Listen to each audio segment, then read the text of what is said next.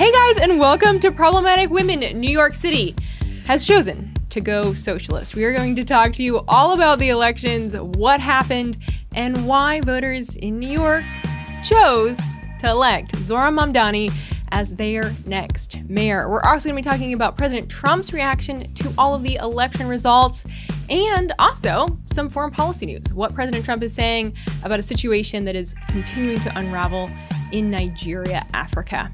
All of that and a little bit on Meghan Markle too. Stay tuned.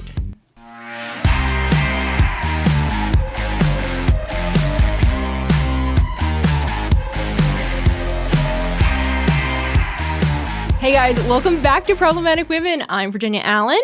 I'm Isabel Brown. And joining us as our Problematic Woman of the Week is the Daily Signal's White House correspondent, Elizabeth Mitchell. Elizabeth, thanks for being back with us. Thanks so much for having me. I'm so glad to be here. Well, I love this because we're going to get all these different perspectives on the election, on election night, both from here inside the Beltway with all of your deep insights, Elizabeth, into Trump and what he is thinking. But Isabel, you were in New York City. You were in the heart of it all. The belly of the beast, as they say. On election night. What was the atmosphere like? You were at CNN. What were people saying and talking about? I'm curious. Like, did you get any sense among the CNN folks? Like, were they excited that Zohran Mamdani won? You know, interestingly, this was my CNN debut. I've been waiting for a very long time to be on the network. I was shocked when they called me for election analysis, and they put together a live streaming setup kind of thing that was not for the TV station in particular, but was for CNN subscribers on the app. And they put together probably the craziest panel of people you could ever expect. It was me, Ben Shapiro, Anna Kasparian, and Charlemagne the God, and there was a CNN moderator trying to help carry the conversation forward. Built an amazing studio for it, but it was a true live stream. It was 2 hours uninterrupted, no commercial breaks, no TV prompters, no nothing, just sit down and talk for 2 hours. I don't know what I expected for my CNN debut, but I'll tell you what I did not expect was all of these people to sit around for 2 hours and it basically to be a giant agreeing fest of everything. To hear from some of the most progressive people on the left. Yeah, New York's kind of a one of one though. No young people actually want socialism. I mean, I was told that repeatedly, which was so shocking to me. I think really is out of touch with where young left-wing voters are at, not just in New York, but across the country. And I think it's a shocking but interesting window into the identity crisis that both the political right and the political left seem to be having with a generational overhaul of what we know as the status quo of American politics. Just as I mean, people did roll their eyes at me on set at CNN when I said, yeah, okay, you want to talk about the decrease in the approval rating for young people with President Trump. You might think you know what the answer to that is, but the real answer is I think that young men don't think he's conservative enough, to be honest with you. And everyone rolled their eyes at me, completely out of touch with all of that. I also was shocked that there was just such an out-of-touch perspective, and maybe it's because it was CNN, it was network news, saying that no one really wants socialism on the left. This is kind of just a one of one. It's flirting with a new idea, but everybody's really capitalist on the left wing of the American political aisle. It was shocking, truly. That is really shocking. We have a great clip from you because so you did the stream, and then you also had the opportunity the following day to be on the main network. I want to roll this clip of you at CNN. It's just fantastic.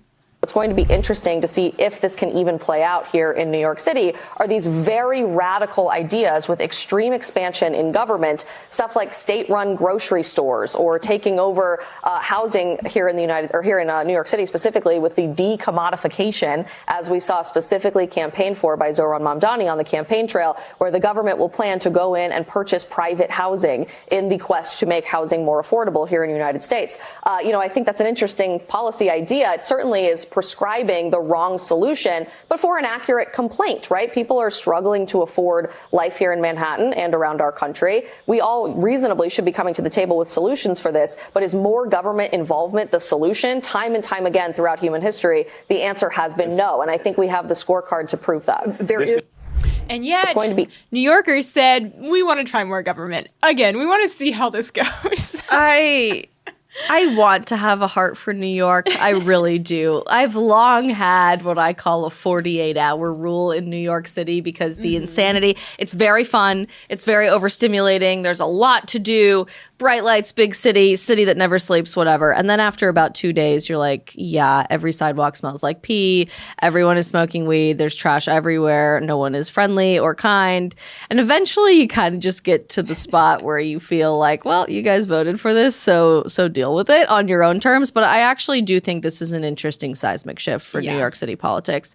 Certainly, it's the first time we've ever seen a legitimate, avowed socialist elected to the mayor's position in New York, but really any mayoral position across the country. And yet, even when his acceptance speech winning the election was, I am Muslim, I am socialist, and I am not apologizing for it, he called this a New York City reborn. So just prepare yourselves for what this is actually going to look like. The people sitting next to me on this panel at CNN, right after I cited a Zohran Mamdani commercial that he himself ran, talking about the need for the city to decommodify housing, to buy up private housing and turn it into a public good. So basically, you will own nothing and be happy. I think we're all very familiar with those words. They said, no, that's not what this is about. That's not what this is about. He didn't even ever say that. That's crazy. You guys are just labeling him a radical socialist to try to strum up political talking points for the right. It's you guys trying to insist that he is the new face of the Democrat Party. That is ridiculous. I think we need to take these people at face value. And at face value, what I am seeing from Zohran Mamdani is an inability to condemn Sharia law. In fact, his only response to that, when asked by a voter on the streets of New York just a few days ago, was, what even is Sharia law? Is a man who was literally endorsed by ISIS and did not disavow this. ISIS put out a statement on Election Day this year saying that they are watching this happen as a jihad against America and is echoing their efforts to try to take over Europe with mass immigration policies and demographic shifts, is someone who hosted Hassan Piker as one of the premier guests at his election victory party, a guy who, by the way, at that party said it was a significant tragedy that the United States of America defeated the USSR and that we should have had Soviet-style communism all over the world. And, let's just not forget, has spent the last year saying the streets of America should run red with the blood of conservative capitalists, particularly after Charlie Kirk was killed. That's what I'm seeing at face value. And not just from Mamdani, but from his supporters. I can't tell you how many videos my TikTok was feeding me in New York, geographically, of girls wearing Hot Girls for Mamdani t-shirts, going to bars on Tuesday night chanting, it's time for Sharia law, bring the Islamic caliphate that video that you to shared. Manhattan. This is insane. It's insane. Do they understand? And I think I like the point that you posted that video. We should share it. And you made the comment of even if they're joking, irrelevant. And I think it's insulting, for the women that live under that oppression. How dare you make light of that? Yeah, it's disgusting. This is the reality. These women are not allowed to get an education. They're not allowed in certain countries to go out without a male escort by their side. They literally can't go outside. In Afghanistan, women cannot speak out loud outside of their own homes. You cannot make a noise with your mouth and not be severely punished under the law because that's considered, inappropriate for women to do or seducing men. It is disgusting that we are making jokes about this. And, this might be a really hot take, but I'm in the era now of somebody needs to say the hard thing at this point, and I'm willing to say it. People are freaking out about Zohran Mamdani being a socialist and how this is a turning point economically speaking for our country, that the government is going to try to seize the means of production. That is a problem. Socialism sucks. I believe that. I always have, back from my Turning Point USA activism days. But realistically, 99% of what he campaigned for is impossible to achieve. Even the governor of New York, Kathy Hochul, is saying, hang on a second, I don't think we're going to be able to make any of that happen, actually. But the real threat, in my opinion, that Zohran Mamdani and everything that he believes in is posing to the United States of America is a man who very realistically cannot condemn Sharia law and is unapologetic about his identity. And I think we need to start asking ourselves in the United States of America, not can you be Muslim and live in our country? That's not the question that we need to ask. But is institutionalized Islam compatible with Western civilization? No. Absolutely not. It's not. And I think somebody needs to be brave enough to say that. If they call you Islamophobic, who cares? Honestly, who cares? And maybe that's a reasonable phobia to have, actually, because institutionalized Islam, when it starts getting married to governance structures in majority Islamic countries all over the world, doesn't believe in free speech. It doesn't believe in freedom of religion. It doesn't believe in equality between the genders. In fact, women are considered property, let alone having opportunities for equal rights. It doesn't believe in equal opportunities for education or healthcare. They don't believe in freedom of movement. They certainly don't believe in your right to dissent against the government. It's not even a democracy. So these same people that are screaming at us, we're saving democracy by electing a Muslim socialist, you'll be very surprised how quickly that can turn into a radical theocracy where your hot girl for Mamdani t-shirt is covered up by a mandatory burqa. Nobody wants to say that because nobody wants to get called Islamophobic, but we're losing the opportunity to even have that conversation in real time. Yeah, well, and it's so accurate, and that's such a critical point, because who did Mamdani win most significantly with? It was young women. Yeah. You look at the numbers, it's wild. Okay, so overall, he earned 50.4% of the vote in New York City. You drill down into the numbers. So NBC News, they report New York City voters 18 to 29, this is male and female, 78% in that age demographic, 18 to 29, voted for Mamdani. Among the age group of 30-year-olds to 44-year-olds, 66%. Okay, now just specifically looking at women. Women in New York City, ages 18 to 29, 84%. 84% of women in New York City, ages 18 to 29, were taken by Zohran Mamdani, by his message. And I want us to all weigh in on the why. But first I want to play this clip because I saw this really fascinating clip on Instagram. So this is by the Ashton Cohen. That's his account. And it's like, okay, this is an interesting take. And I'm curious if you all agree. So you want the real reason why Mamdani won, which no one talks about? It's not just about economics or affordability. Mamdani actually lost with voters making under $30,000 a year and performed best with voters who make between 100 to 200K a year. And we see this trend in national elections too. Working class people are more likely to vote Republican today, and the person who is most likely to vote for a far left socialist politician is someone who is an upper middle class employee, grad school education, unmarried, under 40, and female. The closer you are to that description, the more likely you are to be a Mamdani supporter. And so the question is why? Why do socialists perform so well with that demographic? And the answer is resentment. And I get it. I really do. Mamdani and so many of his supporters are from my generation. And we were told you have to go to college, rack up the student debt, then get a six-figure job, have fun, hook up, and it'll all work out in the end. Except it didn't for a lot of people, especially for a lot of young, educated, professional women. For them, it's like, I got this six-figure job, but I can barely afford rent or a mortgage. I'm stuck with these student loans that the government pushed me into. My career isn't as fun or as fulfilling as I thought. And now I'm in my 30s or 40s, and all the guys of my status are either coupled up or dating younger. And they're like, I did everything the boomer feminists told me to do. Of course they're going to be resentful. And yes, they want to burn it all down. And what better way to do that than to vote for a jihadi socialist couch surfer to take over and run America's most important city? Okay, Elizabeth, I want to pull you into this conversation. Has he hit the nail on the head? This is a very interesting observation. I think something I've heard said about why young people are supporting Mamdani is partially because people who are the key demographic voting for Mamdani were not either born or they weren't following politics. They were too young to follow politics around the time of 9/11. Yeah. Yep. And so they don't have that fear of Sharia law. They're chanting about it in bars. They don't realize that this type of ideology leads to the mass murder of Americans and innocent people all over the world. It leads to extreme mistreatment of women, of hostages, of children. They don't see the results of this because they weren't paying attention to politics during 9/11. And so they don't have a fear of 9/11 happening again, even though they live in New York City where it happened. I think as far as the other points he made, I mean, we hear it all the time that boomers have failed Gen Z and failed millennials, and they're looking for a different path, a different explanation. And of course, affordability is a huge issue for a lot of people. And when we have young people who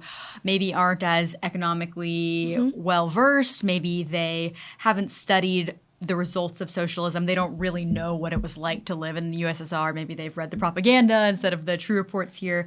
They don't realize that when everything is free, it's not really free. Someone is paying the price. And ultimately, it will end up being you because this just can't work. Yeah. I had a funny text exchange with my sister yesterday. And she was like, you can either have freedom or you can have free stuff.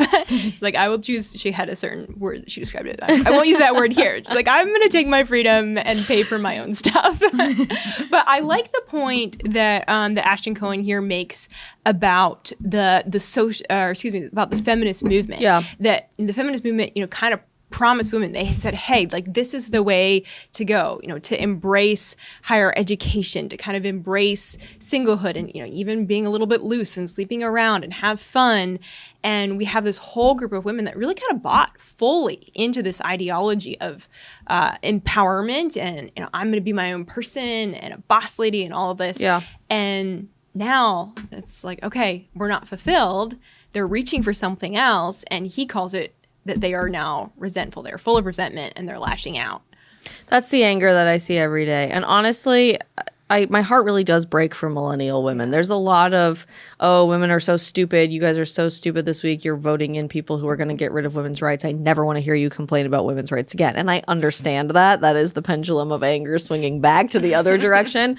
But I do, my heart breaks for millennial women because virtually every single pillar of culture throughout their entire lifetime, be it the entertainment industry, academic institutions, American politicians, heck, Planned Parenthood taught your sex ed class in elementary school, right? So literally the entire messaging scheme that they were exposed to for their entire life was never get married. It's going to hold you back and destroy your career. The only thing that's going to give you a sense of personal identity is living in a cubicle for the rest of your life for 12 plus hours a day, working for a corporate insane person in New York City, who, by the way, would rather pay for you out of state to go to an abortion facility than give you better maternity leave. Oh, on that note, kids are going to ruin your life too. They're going to make you fat and stressed out and you're never going to hang out with your friends again. So don't have kids. Also, it fuels climate anxiety, right? So we're all going to die anyway in literally 12 years. So why even invest in the future? Yeah.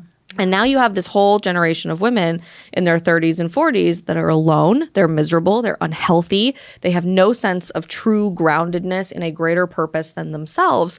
And it's too late for a lot of them. And that is so hard to hear. And I'm heartbroken having to say that out loud, but like literally the biological clock has run out on a lot of these people. So now they're being pushed into a different corner. Oh, well, if you pay $30,000, we can put you through IVF and have to deal with extra medical bills and do all of this stuff. It is all the wrong solutions for accurate problems, right? And I think I said this on CNN last night.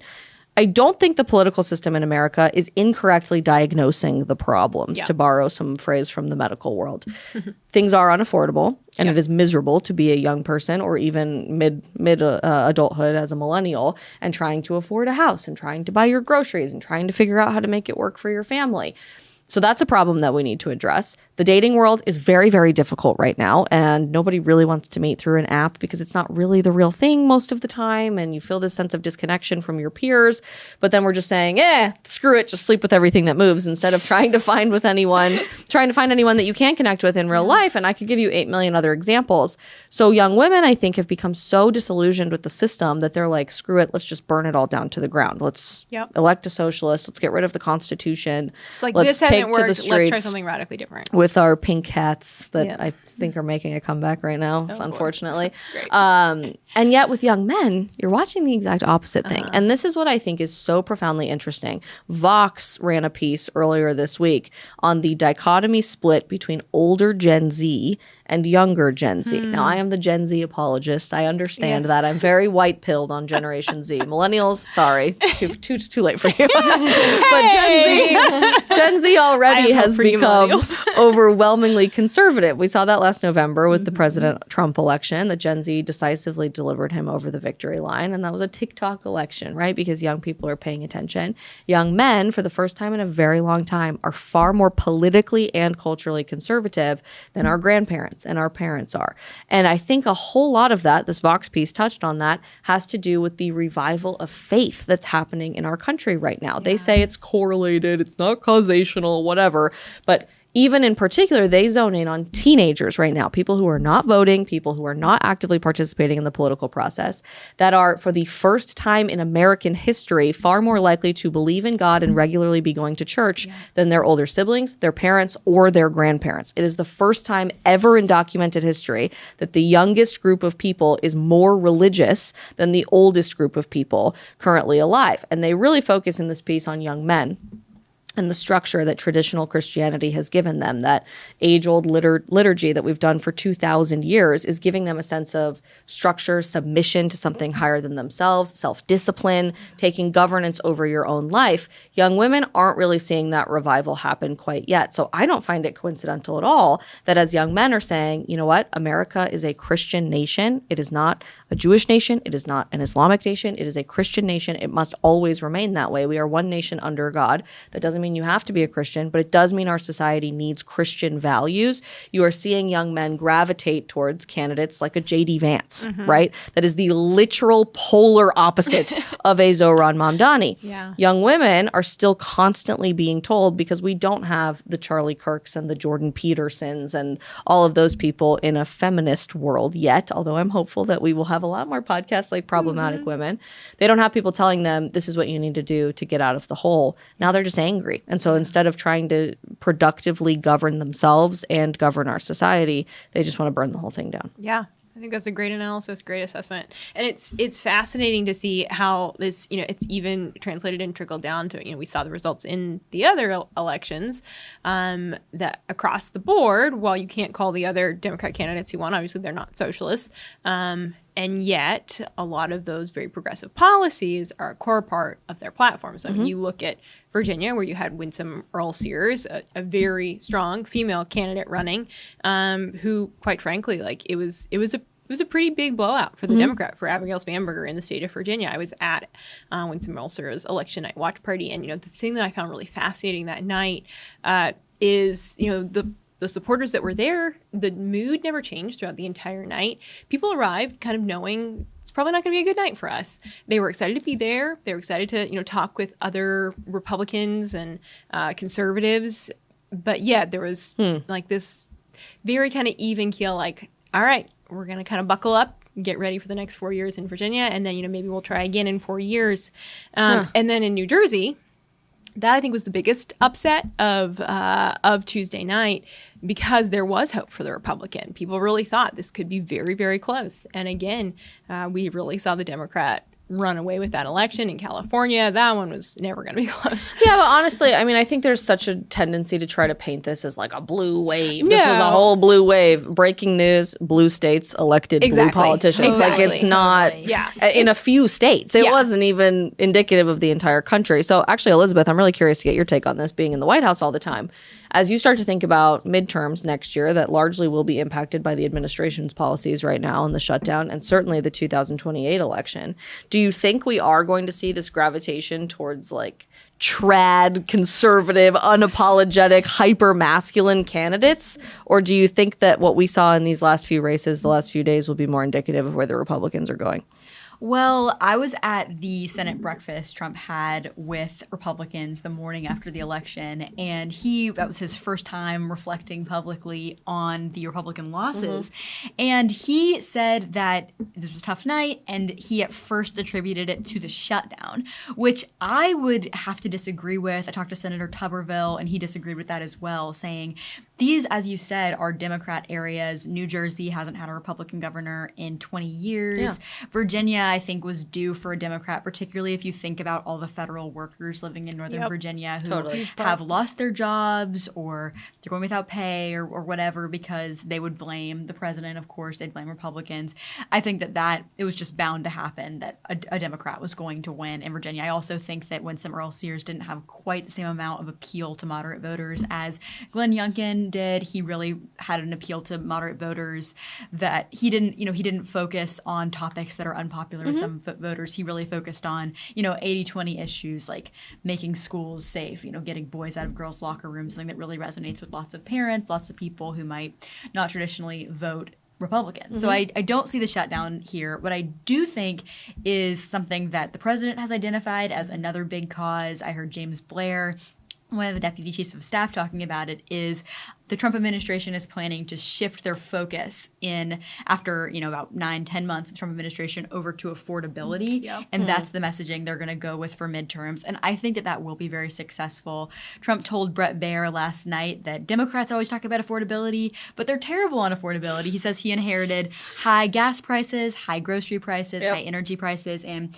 he's done a lot to lower those prices. He's focused a lot on lowering egg prices. Of course, beef prices are very high right now, which is causing people a lot of pain, but he's workshopping different ideas. It's kind of a controversial topic, but how to bring those beef prices down. And so I really do see this being the biggest focus here. We've seen a lot of focus on immigration and foreign policy, I think. And of course, he has delivered what he would say is a lot of wins on those things. Yep. And now it's time to kind of shift over to affordability, which is something that everyone can understand. Yeah, like absolutely. if you think about your rural voter in Ohio, they are going to be focused a lot on the price of their groceries, the price of their utility bill, but they might be a little bit less concerned about what's happening in the Middle East. And that is very important, of course. And it's great to see. We've had a historic peace deal in the Middle East. Hope it holds. But I think that shift over to affordability, if it's successful, if prices are able to really get down, will resonate very well with voters in midterms. Well, and those are the issues that actually drive people to the polls, specifically the group that maybe isn't as inclined to vote.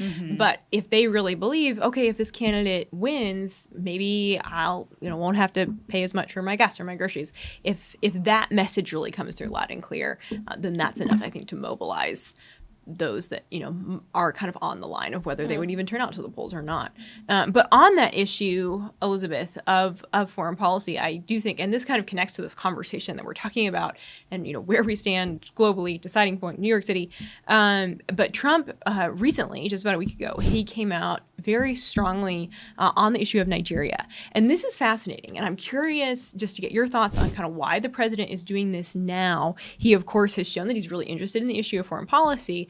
But a little bit of background, if you all have been hearing things, seeing things on social media about the persecution of Christians in Nigeria, this actually is not a new issue. It's getting a lot of attention in the press right now, which is great, and we're thankful for that. I've been writing about it at the Daily Signal. But for decades, Christians have been facing really extreme persecution in Nigeria, and it really got bad in 2009 when Boko Haram, Islamic terrorist group, went into Nigeria in full force and really kind of set up a stronghold in Nigeria. And since then, there have been estimated about 50,000 Christians that have been killed in Nigeria. They have not only killed and persecuted Christians, but they're burning churches, and it's very, very targeted, specifically around Christian villages. Just in the first half of this year, there were 7,000 Christians, estimated 7,000 killed in Nigeria.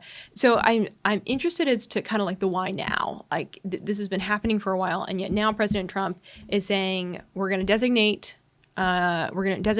Nigeria as a country of particular concern. So it kind of highlights it on the map of, all right, we're laser focused on this. And then Trump last weekend went as far as to say the U.S. might go in, his quote was, guns a-blazing into Nigeria. It's like, all right, Mr. President, can you clarify? But he's really like, okay, we have to do something about this. Yeah. And obviously this raises the question of, yes, I think the U.S. has a responsibility to, to ensure that for those that we can help, that we are, and we're also not the policemen of the world. And so there's that tension. And I think, though, for so many Christians in America, we're watching our brothers and sisters in Nigeria and not even be able to sleep at night. I spoke with a Nigerian journalist who lives in Nigeria. He is a Christian himself. And he says, living as a Christian here, you just are aware of the fact that you could die at any time, because we're ready to be killed at any time. That's just the way that we live. And it's that's like the weightiness of that, of just living your life aware of that reality. Yeah. We can't really, as Westerners, wrap our head around what that even looks like in a day-to-day basis. So I'm so pleased to see Trump shining a light on this. And it's sort of like, okay, what are the policy steps then that can be taken? Is there anything I can do? But Elizabeth, I am curious, just from your perspective at the White House, why do you think Trump is really highlighting this issue now? The most surprising, maybe entertaining political moment of the week, I would say, was when Nicki Minaj came out in support of the president for helping persecuted Christians in Nigeria. I did not know she was such an advocate for worldwide Christians. And so seeing her come out in strong support of the president for fighting for religious freedom in Africa, I love to see it. That was a very surprising endorsement. I was surprised by that as well. But I think religious freedom has been a huge push for the Trump administration from the beginning, not just domestically with making sure that Christians' rights aren't violated, they're not forced to do things that violate their consciences in the U.S., but also abroad where Christians deal with such severe persecution as they always have, particularly what we're seeing in Nigeria. And so I think it's very encouraging to see him have such a passion and vigor for making Nigeria safer. I saw a report that the DOW is preparing to send forces in the air to do an airstrike over in Nigeria if necessary. So I think this sends a strong message, as it should, that if you continue persecuting Christians, you will face the full force of the U.S. government. And so I think that's got to be. I mean, you've talked to people in Nigeria, but I can't imagine that wouldn't be extremely encouraging to hear that Christians far, far away are looking out for you. Not only are they praying for you, but they're going to make sure that this type of violence doesn't continue. This is also a really big deal, this country of particular concern designation. I was really unfamiliar with how the process worked until we did an episode of our show about this a few weeks ago. And to my understanding, the Trump administration last time during Trump 45 did have this designation on Nigeria. The Biden administration, unsurprisingly, got rid of it. So basically endorsing whatever was happening in Nigeria and not providing any sort of relief from the United States or pressure from the United States on changing that particular problem. And now it's being put back into place. This opens the door for really harsh economic sanctions against Nigeria, which could cripple their economy. We certainly contribute to their economy quite substantially from the United States, but it also opens the door for whatever guns a-blazing is supposed to mean, and I think we're all excited to see how the president clarifies that in the future. More than anything, though, this is a really big deal for the Christians on the ground living in this country who are in fear every single day when they walk out of their homes, when they're sitting in their homes, when they're trying to worship freely in their country, because very, very, very few world leaders have even remotely addressed the crisis that is going on. There are people even high up in the nation state of the Holy See, the Vatican, I'm not speaking on behalf of the church here, but like the country of Vatican City, that are repeating the exact same talking points coming from the Nigerian government saying, it's not really a Christian persecution problem, though. It's ranchers and herders that are like fighting each other in fields in Nigeria. That's ridiculous. That's obviously state-sponsored propaganda, but that is the terminology that's being repeated by countless other world leaders, Western media outlets, all of the experts in journalism that you would expect to be able to try to report realistic information on the ground. So the fact that President Trump is addressing that this is happening, that yes, 50,000 plus Christians, and those are very conservative estimates, by the way, over the past 15 years have been slaughtered with machetes and machine guns for going to church, and priests are being kidnapped and slaughtered in front of their congregations when they're practicing mass on Sunday. You're watching videos of pastors standing in mass graves of all of their congregants screaming for help. Please, someone from the West, address this. Do something about this. Nobody is believing us that this is even happening. I saw one very disturbing video about that in the last few weeks. The attention alone, I think, is a huge pendulum swing for the world to start paying attention to this. And I'm really grateful that President Trump is using his age-old strategy here to bring peace around the world in so many different conflicts, to make a new art of the deal here and try to protect people where he can. Well, I think it's that pressure that is necessary to get the Nigerian government to actually act because, quite frankly, they have continued to just turn a blind eye, even be complicit in this activity. So that pressure, that light, it's critical. Yeah. It's really, really critical. But on a much lighter note, in the world of still staying in the international space, but moving north a bit to England, we've had some drama with the royal family recently. Some tea, so to speak. So you all have probably seen, I feel like there's always drama between the siblings in the royal family. Like you go back, I almost did a whole breakdown on it. I was like, we don't have time today. Maybe we'll save that for another show. But it's actually really sad to me. As someone who like deeply loves my sister so much, I'm like, it's sad there's been so much division with siblings in the royal family. But Prince Andrew has been deprinced. So he's now an ex-prince, King Charles III.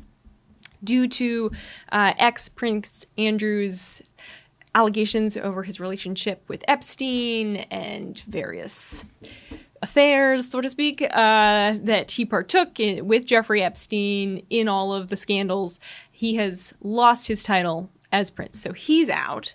We've been seeing that in the news. And then Meghan Markle, we can't talk about the royal family, but I was talking about Meghan Markle, who's like, is she even technically in the royal family? I don't even know. I don't think they are anymore, are they? Technically speaking? All right, there you go. I don't think going away.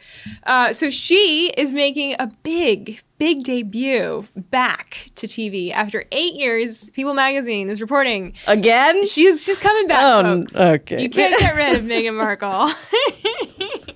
So she's making her way back to television for it's an Amazon MGM comedy called Close Personal Friends. She's playing herself, so should be a great time, and she's excited. And apparently, Prince Harry just wants her to be happy. Wait, so walk me through this. This is a fiction sitcom, theoretically. It sounds like it, but where she plays her. But she is playing herself. You play yourself. That's not going to be good. That's not going to be good. I mean, honestly, in fairness, though, playing herself is probably kind of like putting on a role right now. What was her little documentary series about hosting? Her number one piece of advice for having friends over to your house was to take pretzels out of a plastic bag, put them into a different plastic bag, and then hand them to your guests. Tie it up with a little ribbon, and then you're just That's a level of acting I cannot possibly comprehend living through in my day-to-day life. So I don't know. Maybe she does need to act as herself. Goodness gracious. So I guess you guys won't be watching the show. No. I didn't tune into her last show. I don't think I've ever watched anything she was You in. did in fairness, Suits. My husband loves Suits is a great show. Personally. And she actually has a great character in that show. She was a great actress. But I think her time, I mean, she could be a princess. Unfortunately, she turned that opportunity down, but I don't know if this is princess behavior. I just can't imagine living with that much manufactured outrage in my life every day. Like, you are literally married to a member of the royal family. But your she's life a victim, is Isabel. not bad. Okay, let it go, honey. It's okay. You're set. Well, maybe when the first episode comes out, we'll have to a little watch party. Yeah. A little watch party. But thank you both, Elizabeth. Thank you for joining. Oh, Thank you. I almost forgot our question of the week. So I had you all for last week's question of the week vote on the election. You gave your predictions. Thank you for doing so. I love the optimism. We had a lot of optimism among our audience. The Republicans could pull it out. I'm sorry, y'all. wasn't this time. But like we said, a lot of blue states. Not necessarily surprising that blue states went for blue candidates. So we have next year to look forward to, midterms. And apparently somebody counted 37 gubernatorial elections next year. It's going to be wild. That's insane. Get ready. It's going to be exciting. It's gonna be exciting. Those of us who love politics love elections. I know. It's going to be so fun. I love it. But question of the week this week, we want to hear from you all. Why do you think that Mamdani dominated in New York City, specifically with young females? I want your hot takes. Is there anything that we missed that we didn't discuss here that really played a major factor in his support? I want to hear from you guys. But thank you all for joining today. So appreciate it. Yes, indeed. Thank you. And we will see you all right back here next week.